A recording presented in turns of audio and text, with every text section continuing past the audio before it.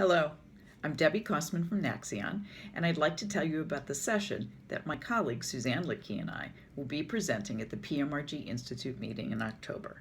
The session is entitled Diagnostics Ascendancy in the Era of Personalized Medicine, Implications for Diagnostics and the Drugs that Depend on Them.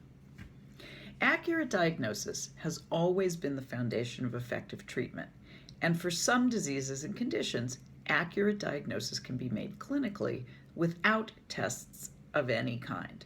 But the situations in which clinical assessments alone are sufficient are shrinking. The trend is most obvious in oncology, where we already match patients to treatments based on individual genetic differences. But the trend isn't confined to oncology, as any cardiologist can tell you. As advances in basic science have accelerated, diagnostics have emerged from their backstage supporting role to a starring role alongside targeted drug therapies. As a result, drug manufacturers have never needed to pay attention to the role and evolution of diagnostics more than they do today. Drugs and diagnostics are symbiotically linked in increasingly inextricable ways.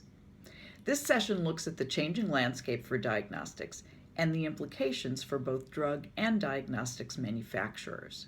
From this session, attendees will appreciate some of the key opportunities and challenges that come with the rise of diagnostics in patient care, learn how regulatory requirements for diagnostics compare to those for drugs and what the differences mean, understand where physician and patient education is essential versus where marketing focus must fall squarely on other stakeholders.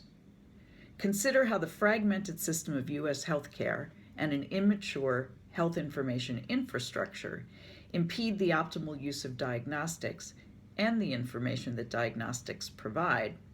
And finally, explore how pay-for-performance reimbursement models will affect the terms of market success going forward. Suzanne and I look forward to seeing you at the PMRG Institute.